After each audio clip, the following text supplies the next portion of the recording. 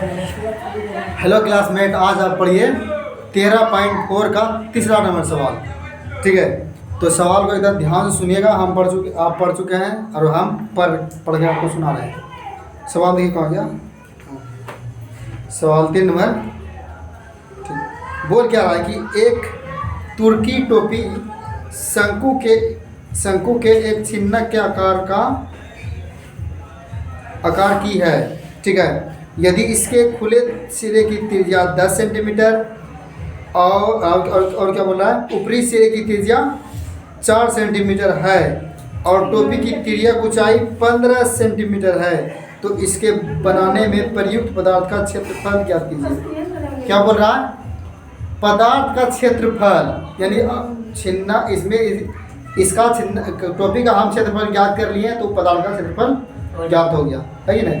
मतलब इसमें बोल क्या रहा है कि बोला ये पदार्थ का क्षेत्रफल ज्ञात कीजिए, यानी हम टोपी का क्षेत्रफल ज्ञात किए, वही उसका क्या हो गया, पदार्थ हो गया है कि नहीं। पदार्थ है ना कि कोई कपड़े से ना बना है टोपी, तो इसमें कपड़ा को क्या बोला गया है, पदार्थ बोला गया, बस वही मेरे बात है। तो इसमें बोला क्या गया, ध्यान सुनिए पीछे। बोला एक तुर्की टोपी है, होगा टोपी कई प्रकार का होता है। ठीक है, कश्मीरी टोपी देखे होंगे, फिर मुस्लिम का अलग टोपी होता है कि नहीं।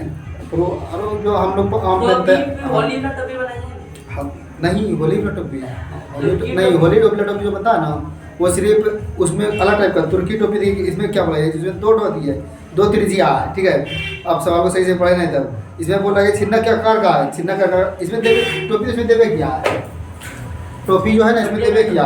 ठीक है, देखिए क्या कैसे टोपी दिया है। टोपी है जो ऐसे है, ऊपर में हल्का कम है क्षेत्रफल, ये वाला ऊपर में हल्का कम है और नीचे में अधिक है कि नहीं। नीचे में अधिक रहने करता है, पता है कि नहीं, बोलिए नीचे में ऐसा कश्मीरी जो आदमी पहनता है ना, ऐसे यह टोपी पहनता है। अब तो देखे नहीं, ठीक है, बहुत और अच्छा लगता है देखने में। तो ऐसे ही आप देखिए, इसमें 2 त्रिज्या दिया गया और हाइट भी दिया गया और त्रिज्या भी दिया है। ये ना क्या क्या बोलिए, तो इसमें त्रिज्या सबसे बड़ा त्रिज्या कौन सा दिया गया, दिया बोले तो 10 सेंटीमीटर त्रिज्या। बड़ा त्रिज्या यही ना होगा, ये बड़ा त्रिज्या होगा 10 सेंटीमीटर। और दिया छोटा एक और त्रिज्या दिया, इसका बोलिए 4 सेंटीमीटर। ये 4 सेंटीमीटर है।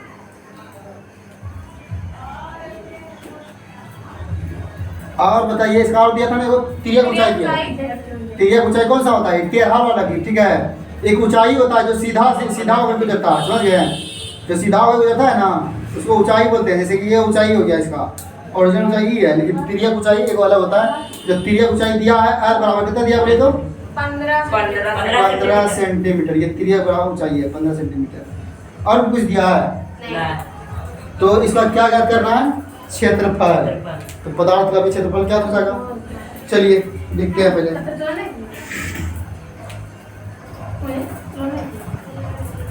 हर बराबर दिया है, हल बराबर दिया है, क्या दिया है देखिए तो बोलिए। इसमें R1 R2 मानना पड़ेगा ना, R1 इसको मान लेते हैं, R2 इसको मान लेते हैं। त्रिज्या R1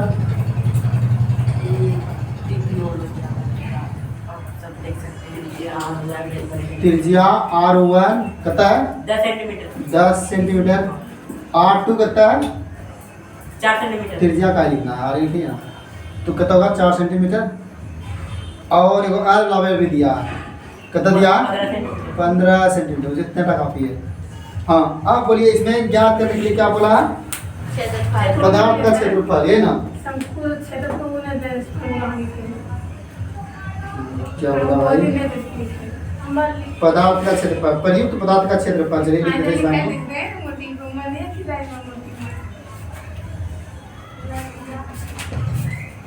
प्रयुक्त पदार्थ का क्षेत्रफल। चलिए बोलिए इसमें क्या होगा बताइए, देखो ये ध्यान सुनिए। ये जो टोपी है, टोपी किस प्रकार का होता है, अपने ध्यान सुनो। इसमें बोला हुआ क्षेत्रफल याद करने के लिए।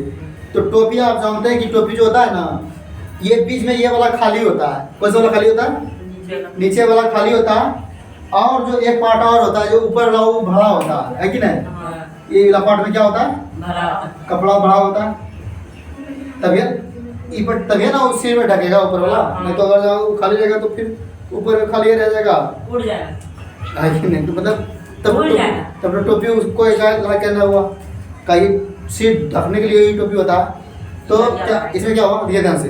हम कहने का मतलब है कि ये वाला आपको क्षेत्रफल याद करना है। इसनो चारों पट्टी क्षेत्र जो है, फिर सुनो ध्यान से सवाल को, ठीक है? अब उसके बाद उतारिएगा, बनाइएगा। अब ठीक है, अभी मेरे ध्यान सुनो।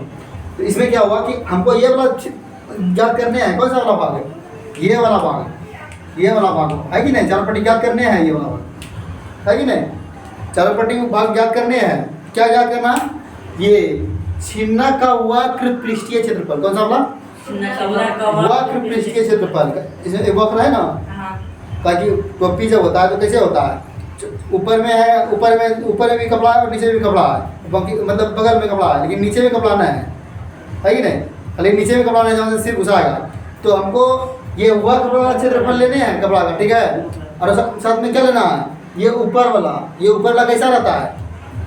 इस प्रकार का टोपी रहता है, ऐसे क्या रहता है? ऊपर में गोले रहता है वो,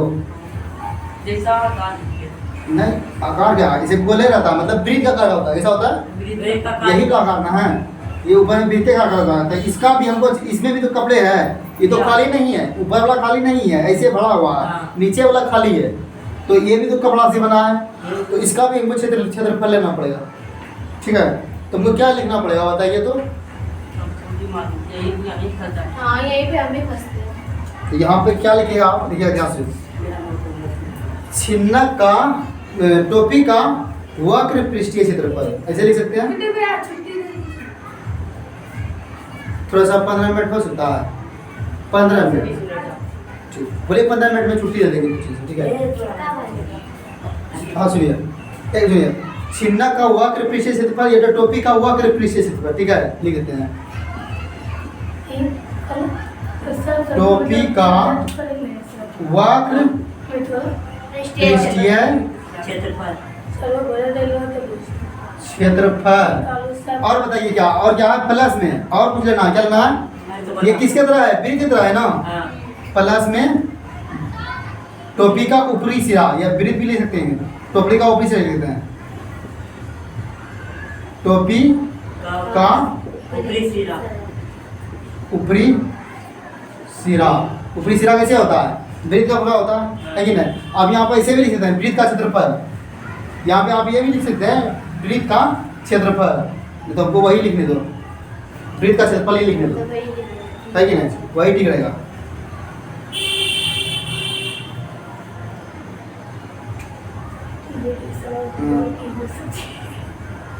वृत्त का क्षेत्रफल क्या हो रहा? न समझ में आ रहा क्या? मैं आ रहा हूँ उनको। ये समझिए ना, हम काहे वृत्त लगाए हैं? ये वक्र वाला। अच्छा बोलो, ये वक्र किसका हुआ? छिन्नक वाला हुआ, ठीक है? तो बोलिए छिन्नक का वक्र क्या होता है? छिन्नक का वक्र पृष्ठीय क्षेत्रफल क्या होता है? पाई एल R1 प्लस है ना R2। और वृत्त का क्षेत्रफल क्या होता है बोलिए? पाई आर स्क्वायर, यही होता है ना? चलिए ठीक, बोलिए। इन दोनों में से कॉमन कुछ लग रहा है आपको? पाई कॉमन है कि नहीं?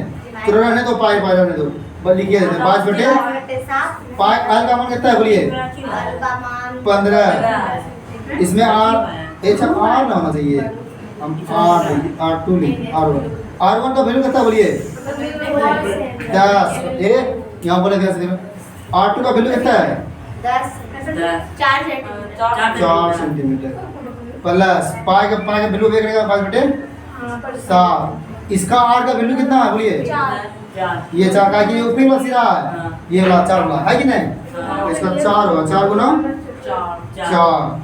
चलिए बताइए, कुछ कटने वाला है इसमें? इसको पहले जोड़ दीजिए। 22 बटे 7 गुना 15, ये कितना हो जाएगा बोलिए तो? 14 प्लस इसमें इसको गुना कर देंगे 22 गुना 7 गुना 16 ये ना होगा। अब बताइए इसमें कुछ कटने वाला है? 7 दूनी 14। अच्छा 7 दूनी 14 क्यों करेगा इसमें? 7 दूनी 14 और भी कटने वाला है। ये कट ये ऊपर में ही है, ऊपर में ही है। कोई कटने वाला है जब गुना होगा इसमें और सिर्फ 7 से भाग होगा। इन दोनों गुना होगा फिर इधर गुना होगा। चलो बोलिए कितना कितना गुना होगा ध्यान से देखिएगा। 22 गुना 15 गुना 30 2 तो 15 दूनी 30 और गुना 22 ये ना होगा। चलिए 3 दूनी 6 3 दूनी 6 660। यहाँ पे कितना हो गया बोले तो 660 और ये कितना हो गया 5 गुना 16 दूनी 32 करी 16 दूनी 32 है 32 से 3 32 और 16 दूनी 32 करी 2 16 दूनी 32 और 3 35 35 बते 60। ठीक है अगर एलसीएम लीजिएगा तो इसको 7 से गुना करना पड़ेगा ये ना। हाँ 7 से गुना करना पड़ेगा एलसीएम लेंगे तो, नहीं तो इसको भाग दे दो इसमें जोड़ दो वही ठीक रहेगा। आंसर पूर्णांक में है। पूर्णांक में है। पूर्णांक में तब तो जोड़ना ही पड़ेगा तब तो हमको एलसीएम लेना ही पड़ेगा। सूत्र सही है ना इसमें कोई दिक्कत नहीं है। हाँ सूत्र सही है। हाँ, चलिए ठीक तो इसमें 7 से गुना करना पड़ेगा एलसीएम लेंगे कुछ नहीं एक। ठीक है 7 से इसमें गुना कीजिए कितना होगा बोले तो। अच्छा इसमें 7 पचे 35 बच गया 2 जब भाग देते हैं 7 पचे 35 पॉइंट देंगे तो 0 बैठेगा और 7 दूनी 14 7 दूनी 14। अच्छा देखो तो 665 पॉइंट 665 बटे 2 बटे 7 है क्या? आंसर तो कितना है 65 665 बट 2 पूर्णांक बटे 7 है क्या? नहीं कितना है आंसर? 710 हाँ पूर्णांक 2/7 कितना 710 710 है। गलत आंसर। अच्छा रुको ऐसे ना कर रहे हैं इसको अरे ये 4.1 मारेंगे 3.4 6 गुना 6 और 7 पहले 0 हो जाएगा 6 से 42 करी 2 6 से 42 करी 2 अंदर 4 6 से 42 42 4 42 4 46 0.3 3 नंबर 0 आ जाएगा भैया। कितने हैं? उसको पहले एलसीएम लेना ही पड़ेगा तब आएगा। हाँ तो भाई एलसीएम जब लाए ना लिए ना 710 एलसीएम कितना आ गया आपका इसका? इसको जब गुना किया तो दिक्कत हो जाए जीरे 6 से 42 करी 2 मतलब 4 6 से 42 4 46 इतना आ रहा है। ठीक है हम लोग अपनी आवेदन अब फिर इसको जोड़ना भी है। ठीक है पहले एक स्टेप को लिख देते हैं यहाँ पे 400 62 प्लस 325 बटे 7। अब बोलिए इसको जब जोड़ेंगे कहता है 352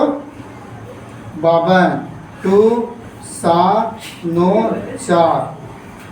अब इसको जब इतना में भगा दीजिए 49 72 बटे 7 ये भाग दीजिए तो कितना आएगा 7 सते ताकि बताए और ना 7 से 50 7 को ताकि बोला कितना आंसर था 710 710 7 को 7 अब बच गया कितना 2 अगर तो इसमें क्या हो इधर पूरा खत्म हो गया तो 0 लगेगा यहाँ पे ना 0 हाँ तो 2 बटे 7 यही आपका हो गया। कौन सी कला वाटर प्रेशर पर तो सेम यही गला आपका ना 710 2.7 सेंटीमीटर स्क्वायर। देखिए सवाल ठीक है लगता और ये सवाल एक VVI मारा हुआ है। ठीक है यानी कहीं ना कहीं सवाल सही है बहुत अच्छा सवाल है। अब हम एक सवाल और बना देते हैं रिजल्ट तक बताएगा और 2 सवाल है कल ठीक है तो हाँ हो सकता है नहीं तो ये को VVI है VVI बताएंगे। चलिए ठीक अच्छा डीजे खराब चीजें का यहाँ